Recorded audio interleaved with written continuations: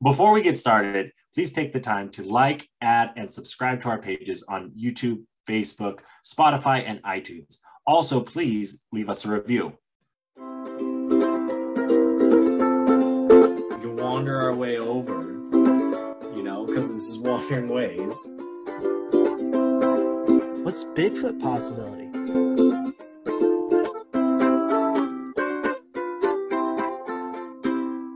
Clink. Clink, click, clack, clickety clack. Welcome back, everybody. It is another wonderful Wednesday here on the Wandering Ways podcast. I am the Reverend Mark. I am one of the two Wandering Ways crew, and with me, as per usual, is the other half of the Wandering Ways. He's the Ways to the Wander, or the Wander to the Ways. It's Ranger Zach.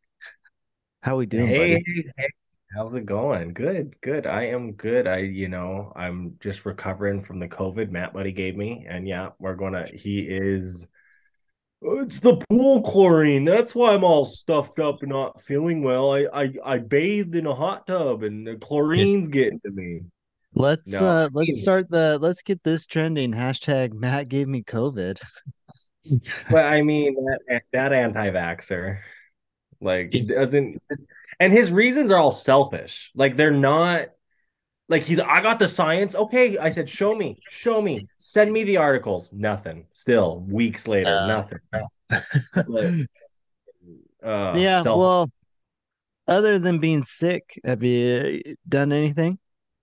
No, I laid on the couch all weekend long. I haven't been able to get out since we last spoke, and I, I don't know. I've been doing research. I've been watching shows. I've been watching videos, and just too much stuff that I need to go out. I really do. I need to get outside, and hopefully this upcoming weekend, I can actually get out into the mountains and do something.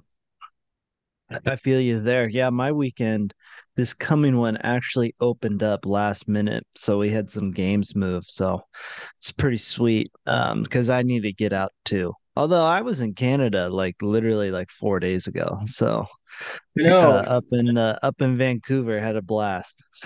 and that's a beautiful part of Canada too, the Vancouver area. So it's not like, oh yeah, we're going up to Alberta beef, out Yeah, here. no, Vancouver is great. I've been there, I know for sure, I think like 3 times now. So, and it's a good time every time I've been. So, Vancouver's great. It's even better if you can get to Vancouver Island. I think that's better. But it's prettier, but Vancouver's a fun city. Yeah, we in high school, it was like end of our sophomore year, we that Young Life, they have Camp Malibu up there, out on the Victoria Inlet, kind of up by Vancouver Island. We took a Yeah. ferry. It was like 8 hour ferry ride up there, kind of thing. And really, I mean, it's a Christian camp, right? So that's kind of what, I went to a Catholic school, so that's kind of what, you're expecting. But in reality, man, I was kind of like, no, the kids in my group were like, no, we're treating this as like a vacation to Canada for the summer. We're going to a camp. Like they had one of those big blobs that you like Oh yeah. on, and one person launches you. And I'm a little guy, right? I'm not heavy by any means. So you put me on the end of a blob, man, you can get me flying. They had one of those banana boats, but like it's so shitty because you're getting towed behind the ski boat, and you just hit that cold water, man. Because it's June, July, kind of when we're Yeah, up it's there. still cold though. Yeah, no, I'm good in that ocean out there. But I mean, it was fun. Don't get me wrong, it was fun. You do the other stuff, you sing Justin Bieber, all that other fun stuff like on karaoke night. But That must have been his like newer stuff when he that yeah, during that time. 2011, I think 2011, 2010, somewhere in there. God And I damn. signed some girl's arm. Man, I sung Justin Bieber with my long hair like that. It pulled down, all looked that way, and some girl was like, "Sign my arm." I was like, "Okay, sure, I Oh guess." man, oh man. Besides breaking that girl's dreams, that's not why we're here today. We are here because we are continuing on in our ABCs of the national parks. And we got a doozy, even though I did think that we had already done this one. I don't know why, but good old National Park. Congaree National Park in South Carolina. Very hot, very humid. That's what the reviews are saying. Uh, and I gotta say, I'm not too surprised. I would guess hot and humid. Especially if you like went there during tourist season, because like to me tourist season's like Yeah. May through August, Mhm. like you look at like the summer months, you're like, oh, yeah, of course the South is going to be hot. Like, Yeah. do you look at a map ever in the winter? Florida and South Carolina and like New Orleans and Texas, those tips, right? They stay red year round. They don't go Yeah. blue. Yeah. It's hot and humid there, so I'm not surprised. And it's a swamp. Like humidity's got to be even higher up because it's all that moisture's there anyway. That was the first time. I mean, I was in Houston in July for the first time ever, and it was one of those mornings where it was really muggy morning and it was kind of raining. But the moment that rain stopped, man, you could just feel it all rise. And it's like you're Uh, wearing clothes and you're just pitted out. Like within seconds, like the rain stops and just you're like 20 degrees hotter on the ground. Like, no, bring the rain yeah. back. I'm okay with it now. Yeah, I remember that in Hawaii when we were on Oahu. Yeah, it was Oahu. I remember one night like you can just hear the rain go by and then all of a sudden I was like, "Oh, dang, this is nice and comfy now. Like this is a good temp to sleep in."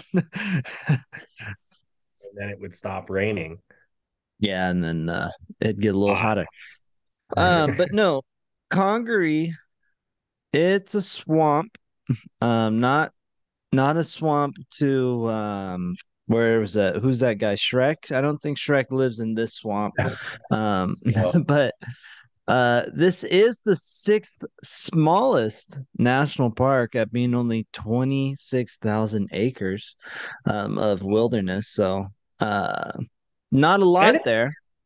it's one of the most recent parks, 2003, Yeah, I 57. saw that. Um, makes sense, honestly, why it's probably one of the smaller ones due to these newer monuments and these newer parks that are being kind of introduced are on that smaller side. You can't be a million acres set aside in Wyoming really any much anymore, but they're doing what they can do, and that's good Mhm. because I have my book here and it has 59.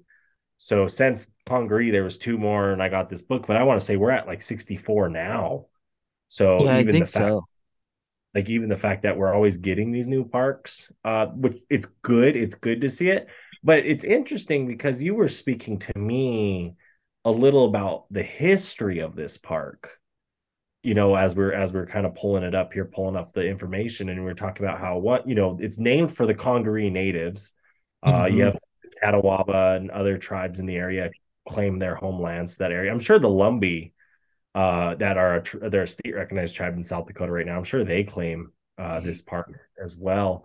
But you were even saying how like the slaves, runaway slaves, would use this park to hide and live in the trees to get away from, the slave owners that were wanting to keep them as slaves. Yeah, it was saying that many of them would they would like literally just live in the woods there for like years because they'd rather live in the woods than be a slave and have to go through those hardships. So, I, I don't blame. mean, I don't blame them at all.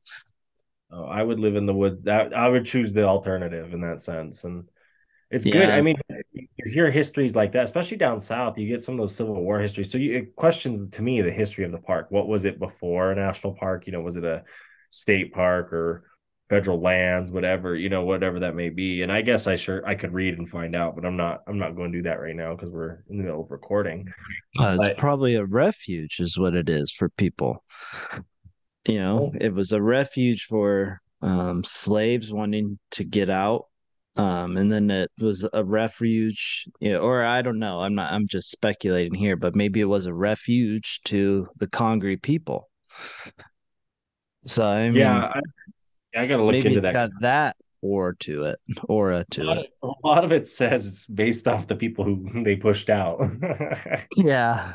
They Well, got rid of it right here. The Congaree region was named after Congaree Indians native to South Carolina some 500 years ago. Hunting and fishing along the lowlands, the Congaree people may well be the last successful human residents to have ever lived here. Most European settlers were repelled by the mosquito thick floodplain, but their brief visits still left a mark on the natives. Smallpox wiped out the tribe late in the late 1600s. After the Indians passed away, settlers had great difficulties planting and grazing their cattle along the river.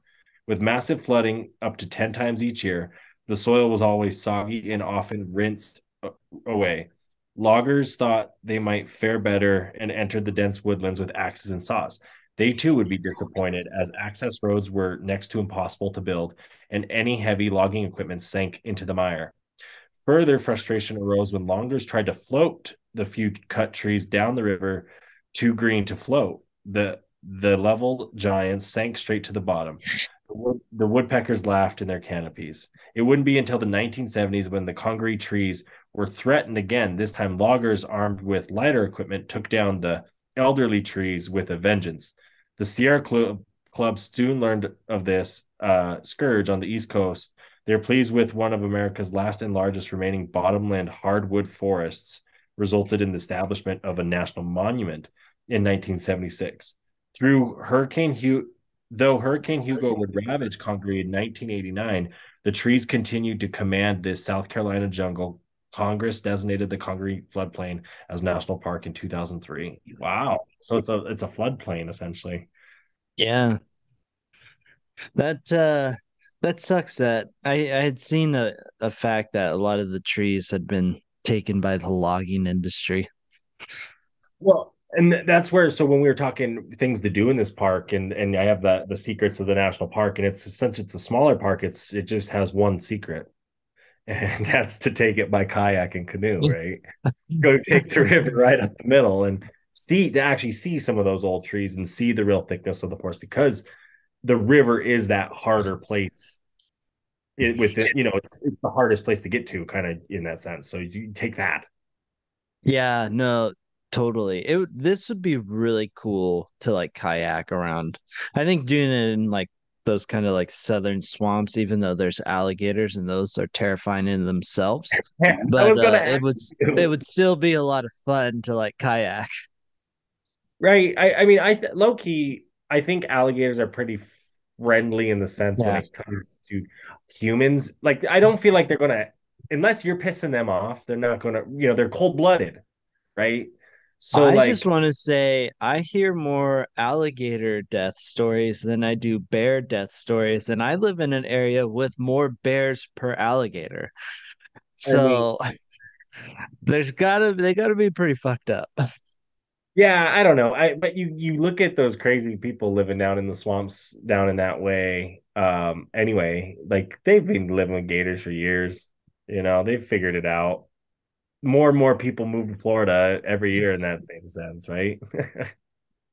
I mean, sure, but I don't know. As long as you offer them up the dog or the cat or something that of the neighborhood, like you're Yeah. good. You gotta make a sacrifice. Yeah. Jesus. That's a little messed up. More of But an no, offer. I do think it would be really cool to like kayak this, even with the alligators. Well, they say there's about 15 or the Cedar Creek Canoe Trail is approximately 15 miles, and some of it is like a 2-day trip where you can like stay at overnight kind of backcountry camp spots. Oh, Um, that'd be kind of cool.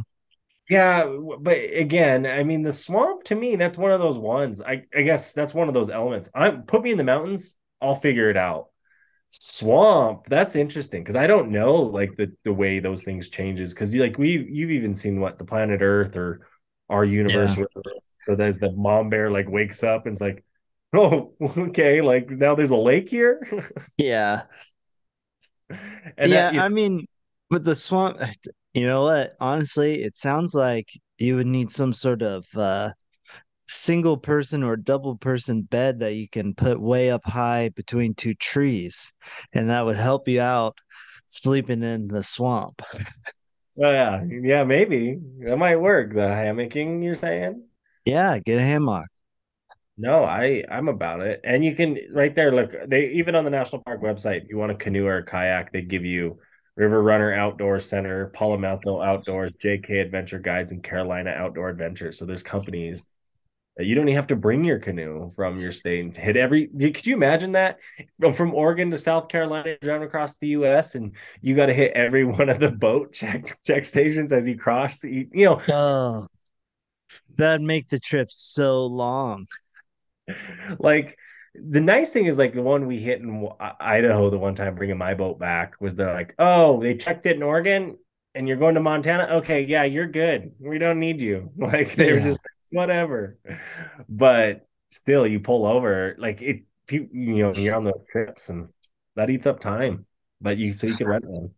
Do you see those canoes that like people fold up into a backpack nowadays? Oh, the Oru kayaks? Yeah, do you think they still have to get those checked? No. The big thing when it comes down, especially here in Montana, I was talking to a couple of the ladies, like what they're really looking for is those Asian sea clams and stuff. Um, Hmm. those people that have their boats like out in Washington and Oregon out on the coast where you guys do have a pretty like bad issue with a lot of that. And your anchors or chains or things hanging in the water, that's where they get in. So the biggest issue when it comes to like kayaks and canoes is people they do have those anchors sometimes on board, and Oh, that is really that's what breeds it or the live wells. So that's what they're really checking, because the whole of your boat they're not going to build up and sit on that unless that thing's just been sitting there for months, kind yeah, of yeah, thing. yeah. That kind of makes sense. Yeah, but I it's was just something curious because I mean, it'd be so easy to skip those checkpoints. Oh yeah, no, I mean there's a couple. There's Kokopelli, which is an interesting because it's a Navajo word for like fertility. It's a Navajo for like fertility god. The guy playing the flute with the crazy hair. Oh, Yeah, it's a fertility thing, but that's the name of the brand of. They're similar. They're blow up kayaks oh, like yeah, that. yeah. But you're exactly right. Like carry that up in the mountains, and there you go. I mean, that those would be sweet because you can just kind of, if smaller to travel, easier to travel with.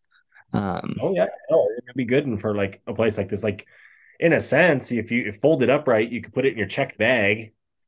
yeah. Put everything, all your clothes and stuff on top, and boom, you have a kayak on all your trips.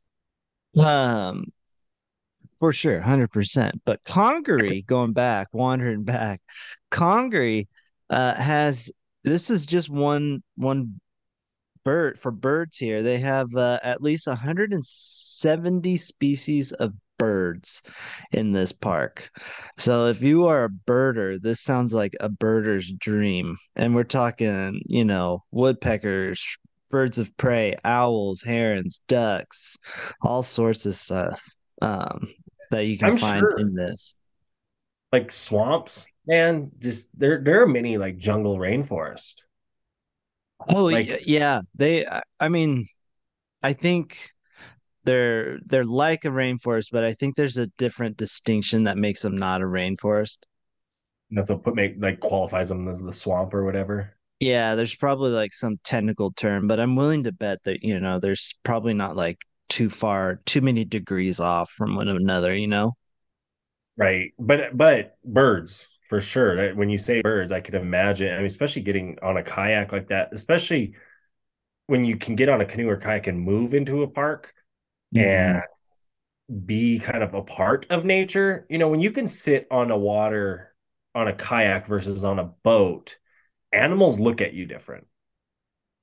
If you're on like a more of like a boat, they see you as the human. But if you're on like a kayak or canoe where it's just you and you're really quiet and you're kind of just cutting through the water, they forget about you sometimes and kind of just go about doing their own thing.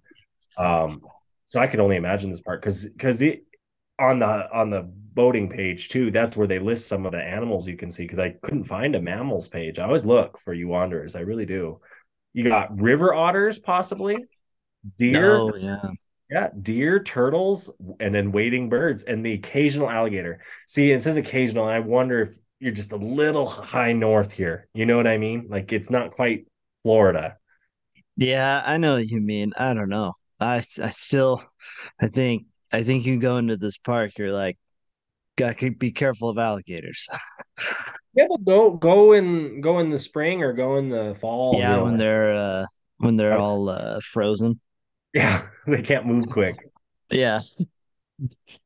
That'd be worth it. Um Going back to the like the because it's a swamp and it's got the biodiversity.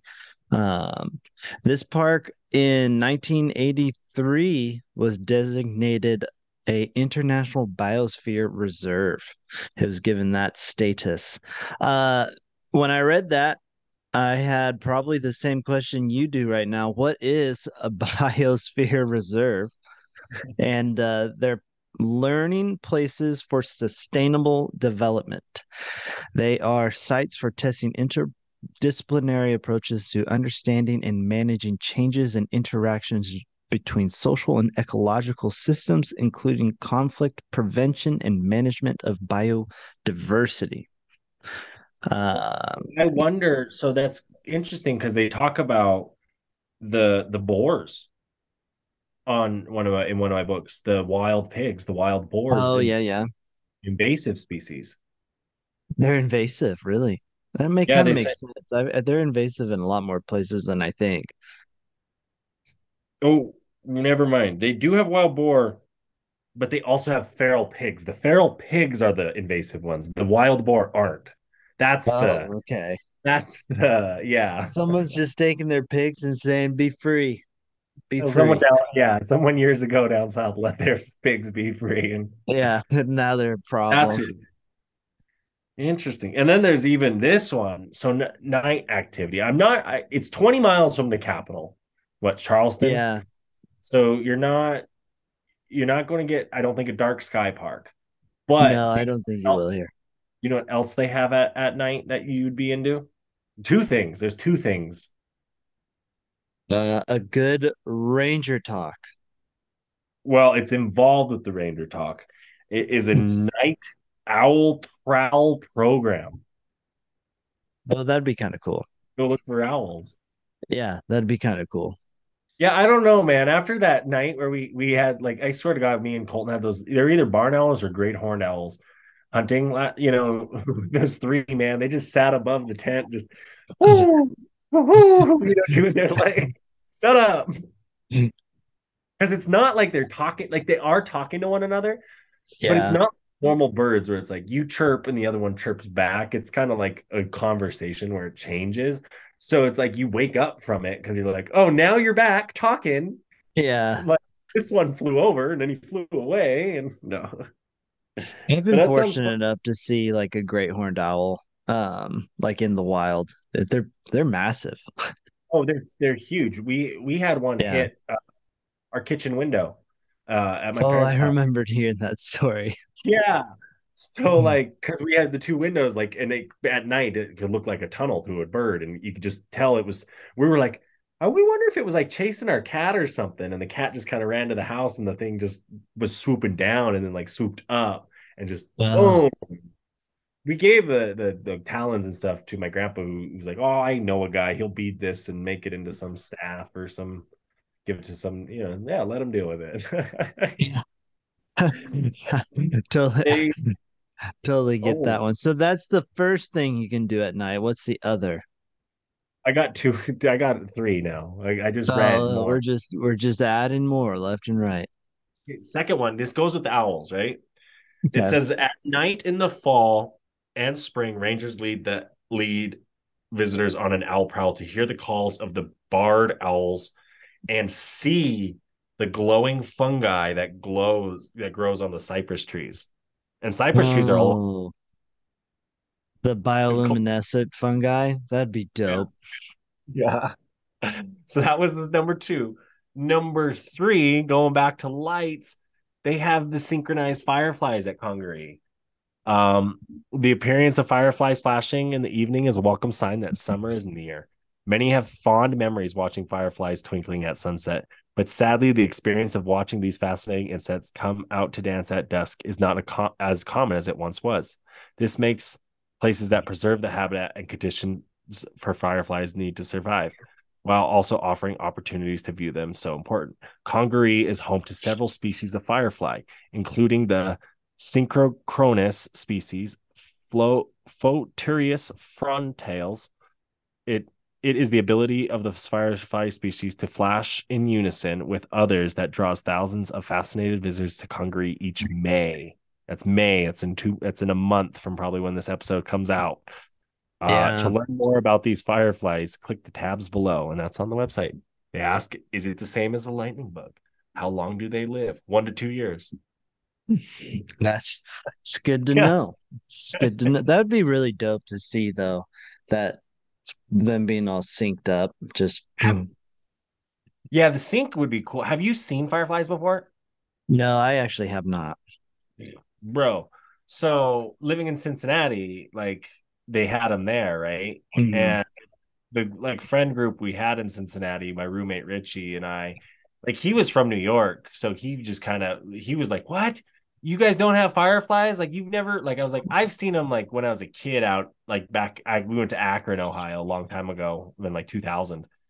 And he's like, "What?" I was like, "That was the last time I've seen them." I said, "They're crazy, but like you walk outside of your house and it's just like bugs flying around, like mosquitoes here in Montana. You know what I mean? Like no Yeah. different, but like to see them, you're like, that's so cool. Like there's a bug, there's a bug, there's a bug." Yeah.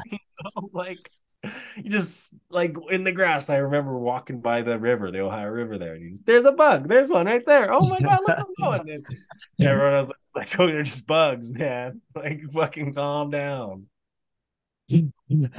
Yeah, I mean it's that novelty thing, because we have nothing that is like that out west, like a bug that glows in the dark.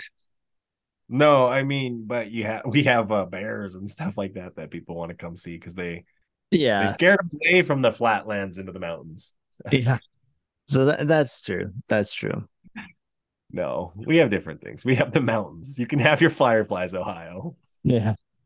In need of LED lights for your vehicle? Look no further than our friends at Oxteo, keeping our vehicles well lit while on the road while looking for Bigfoot. Make sure to use code RUGARU, RUGARU, on your next set of LED lights. So I was kind of thinking of getting into sport fishing again, but I feel like I need a good quality net. Well, you know what, Reverend? I got the key solution for you. You know, our friends at Blue Ribbon Net make this eco-friendly aquafade bag, so you're not hurting the environment. It's 100% biodegradable. Plus, the wood is locally sourced and it is also biodegradable. And it's just such a great company to use. The Blue Ribbon Nets, they're here in Bozeman, Montana. And we even have a discount code. That's right. If you use the code RUGARU10, that's right. That's my Jeep, the Rugaroo. RUGARU10, RUGARU10. You're going to get some discount on a Blue Ribbon net. You know, you can get the long one if you're fishing the big fish, or you can get just the good river one, you know, if you're like me and just want to catch a lot of fish. So again, make sure you go check out Blue Ribbon and use the promo code RUGARU10. The Wild West is full of dangers, from snakes to bears. The outdoorsman must be prepared. That is why when you experience rivers like the San Juan or the Yellowstone, you must bring a Blue Ribbon net. Handcrafted and biodegradable, these classic wooden fishing nets are all you need while on the river. Make sure to use code RUGARU10 when checking out at Blue Ribbon Nets. Again, the code is RUGARU10. RUGARU10. Lot of travel, lot of travel. Just gonna jump into it with the Cool shit. episode. Going with cool shit nature. So I'm just gonna pop it up, get that thing going. You ready? I'm actually kind of excited for this first one. Uh, Are you? because yeah, I had to look it up after I saw this because it's kind of unique. It's a different kind of jungle cat. Did you see the one I said I did with Jared? Have you seen that cool shit? 'Cause I did cool shit with him this go No, around. I have not looked at that one yet, but Good. this is for the people just listening today. This is a Jaguar Undi. So Isn't it's like one word where it's jaguar, Bearcat? but undi at the end. It's a wild cat in the South Americas, closely related to the puma. And This this is also often called the otter cat. the otter cat, okay, which is similar to the bear cat, which is basically what the Cincinnati mascot is, I want to say, is one of these. Oh, Or maybe. looks or it looks similar to this, essentially. Yeah, When you get those bear cats, like you hear that bear cat one. yeah, That's a yeah, beautiful kitty, though. yeah. It's kind of a cool little thing. Yeah. Next one, a Oh yeah. good old iceberg. Um, good old glacier, melting and then flipping in the water, and it is wild how much ice is underneath it. It's crazy what it does though, the like lake or river or whatever that glacier's plugging up or part of, probably a lake Hmm. that it's created over the thousands of years. But that's what Yeah. the Titanic taught us, man. Those things are bigger on the bottom. And that's Y- just that thing's not even like it's not flipping like it's only going about 90 degrees if you think about it. Like it's just going from like the top to the side, and that side is huge because probably whatever's on the bottom there is bigger, so it went down to the even bottom. mhm. Like these things are massive. I like the blues though. I know the colors of this one really get me because it's like a super dark blue to then this like really kind of nice looking blue, and it just gets lighter as you move up. Like Blues Clues blue is what that original blue is, but then you get to that dark whatever's at the Yeah, bottom of the ocean. Oh, it's that really, really dark blue is wild. like sapphire. It looks like what a sapphire would look like. Yeah. Uh, that's totally 100% true. Anyways, it's a chilling good time, but we got to hop back to Congaree National Park with some more fun things about it. Um, I don't know how much fun it is, but I think if water is the way to go because there's so little hiking. Um, I'm looking Yeah, at this 20 right miles. here, and it says there's a 50-mile long kayaking trail you can do. Right, which is something I think I'd be down to do because there's only, like I said, 20 miles of hiking trails. Yeah, I know. So I think if I'm going to this park, I'm definitely just kayaking. I might do like a small one when I get there, shake the legs out a bit, but then it'd probably be just the kayak around. Well, and I would look, in the sense because I'm looking at the reservations and the fees, right? So if you are wanting to stay, they have two campgrounds, the Longleaf Campground, which is $15 for a regular tent or 25 for a group, and then the Bluff Campground, which is $10 for a regular tent size campground. They even have some picnic shelters that you could rent for $25 half day, $50 full day. And then you have the back country, which is free. Um, you're going to want to do that 72 hours in advance to guarantee time to process your permit application. You will need a permit. That Mm, will probably also go for those canoe tours that you are staying overnight or camping in the back yeah. country. But the ranger guided ones are also limited. So you're going to have to book those through recreation.gov as well. But definitely, again, like we say with any park that we've been to, just do a little research, go to the website, plan a little bit, see what's available. Because how many times have you gone to a park and, like done that and said, like, oh, I want a kayak, I want a canoe, but then you get there and you're like, oh, we needed to do this a week Yeah. ago, Yeah. like No, that's 100%. Um, I've gotten better now that I'm older. I look right. into it, but the also too, it's becoming so much more common for permits of any kind in these parks. So it's almost like when you're looking for it, you kind of go, okay, what's the permit situation? Because there's probably one at that park. Right. Well, and that's the thing. That is the era we're in. Is like, I mean, going with Matt to like Rocky Mountain and stuff, though, he definitely is on a very like, let's just wing it and see when we're down there. And it's like, no, dude, some of these places work different nowadays. COVID helped change that with some of the parks for sure. You can't really be that traveler who just shows up and says, I'm going to do this today. You got to actually plan it.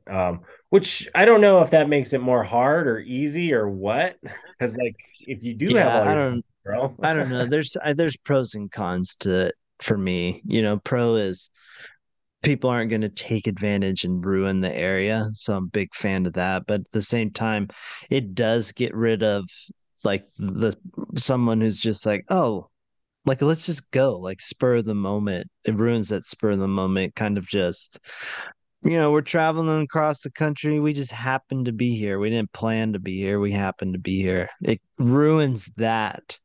But I mean, a lot of times you can still enjoy something. So But I think too, it makes it special too, in a sense. Sometimes you do get these permits, right? Like you think of the chalet and just us, we booked that in January, for a July chalet, which get pretty much guaranteed us any date we wanted, I assume, for that time frame when yeah. we giving us that amount. And to me, I look at that like, when's the next time you think we'll ever do a chalet, if ever? That's true. And I mean it definitely does if you plan out like that. It's pretty dope if you have anything else close to the chalet, because the views of the chalet. I mean, personally, you and I think, yeah, we might do like Sperry Chalet or one of those other because that's a different goal in Glacier. But when you Mhm. look at like these permit systems, you're going to Congaree or you're going to Badlands for the one time ever in your life that you see it. Do the research, get the permits that you need because the nice thing about recreation.gov and these national parks is things are cheap. They don't charge you an arm and a leg to do some of these things, so it is worth it to book Yeah. through. So I do say Yeah. that. Well, I mean, shoot, when you were reading off the prices for the campsites in Congaree, the group site, the most expensive one, which you would assume $25. Like that's really kind of nothing. There's you'll buy smaller little plots in like in some commercialized campground, and it'll be 25 just for you. If that even, I mean, 25 just for your car to be there. Yeah. So, like 25, 15, $10 for a campsite. That's a hell of a deal.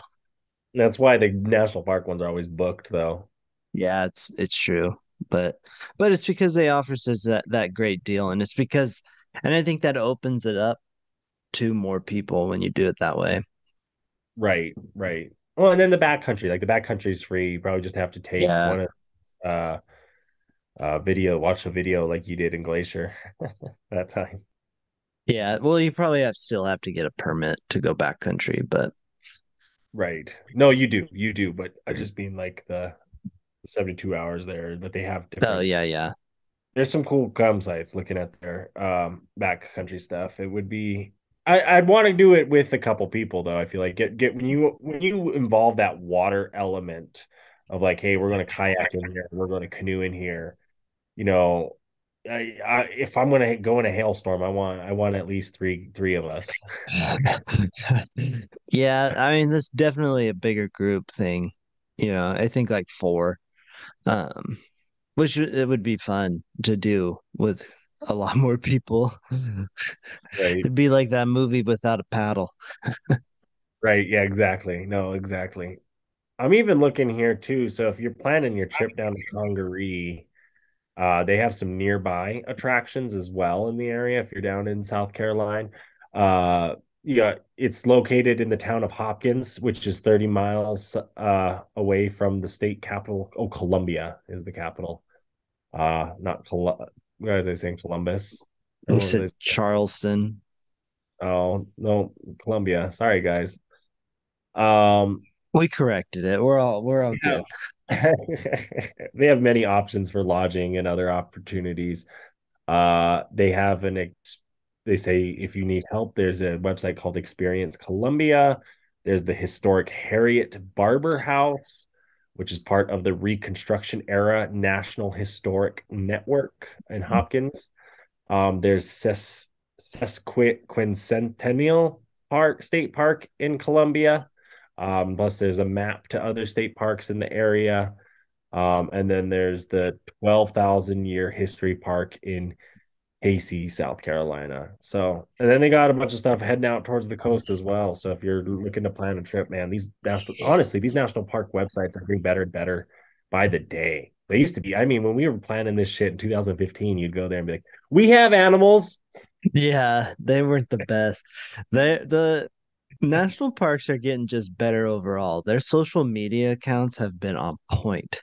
Oh my God. Have you seen some of the recent stuff where they're just like, yeah, Yeah, we have parks? yeah, that's the one I saw most recently. We have parks. Hey, I don't know if it's either Deb Holland or the Chuck Sams, right? The new director of the national parks. He's native from Umatilla out in Oregon. They're doing something right because we got what Yeah. we got two more parks. Like, you know what I mean? They're doing something Yeah. right. Yeah, their social media has been good. Like the bear survival tip where you shouldn't push down your slower friend. Yeah, you So shouldn't. You shouldn't. you really shouldn't. But it doesn't say But anything about the slower person you just met. yeah, and that's fair. That's fair. Loopholes and everything. But I appreciate that they are improving with the times. Right. No, it is good. It is great to see. But no, I'm looking a lot like the history page on the Congaree website was last updated February 6th, 2023. Oh, So, look at yeah. that. We're giving out the most recent information to the wanderers because we care. No, we do because whatever one I was just on was like last summer, the camping one. So they do a good job keeping up to date, making sure everything says what it needs to say. I like these websites. They give you maps, they give you alerts, they give you the other parks too. You can really dive Yeah, in. Just so much different things. they do. They do. Anyways, that is kind of it for Congaree. I mean, it's a small park. Most of it's swampland. So, I think you can have a hell of a time here and there in the stuff you're doing will be a lot. There's just not a lot of stuff there. Right. No, So, we don't have much to say on this one. So it's kind of wrapping up the ABCs here today. and that's what's fun about it. Congaree, number C, ABC, 1, 2, 3, just like that. We're here. And I think honestly, the next ABC, we're moving into a fun one, an exciting one. I think it's Crater after Congaree, but today's Congaree. So sticking with the water theme.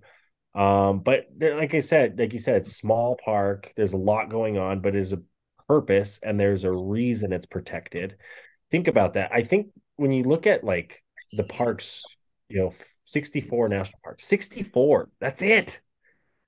Yeah. And you go to state, I mean, sure, yeah, there's other parks, federal parks, state parks, whatever, city parks that they protect. But when you look at national, what the US says, yep, these are what's really important to us in that sense.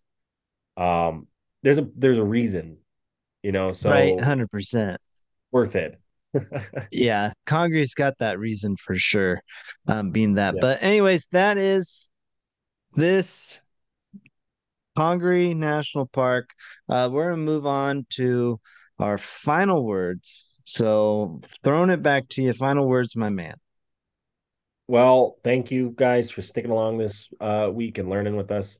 Small park, but fun park. Go see it. There's a lot of information about it. I'm reading here.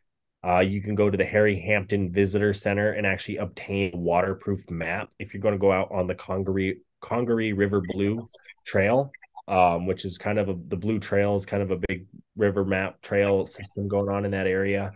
Definitely worth it to check out. So definitely something I'm going to do. I like these ABCs. I like the fact that we're able to explore these parks. We've heard about, but we haven't really heard about. Because I've heard Congaree, but I haven't been there, nor have I really done the research. So when we dive in and we do these kind of research things, it's more of like, all right, Mark, let's get the car keys and let's head down there because I think I've gotten what I've gotten out of this park doing our dive. And I would like to now go see the park and experience it so that I can come back and say, okay, guys, here's what we did wrong telling you the first time. So here's Yeah. what we're going to tell you the second time. That's that. 100%. 100%. Reverend's final words of wisdom. Thank you, everybody. Stay beautiful out there. Can't tell you how much I am thankful for you listening all the way through. Just go out, be amazing, be great people. And with that being said, peace out, everybody. Bye.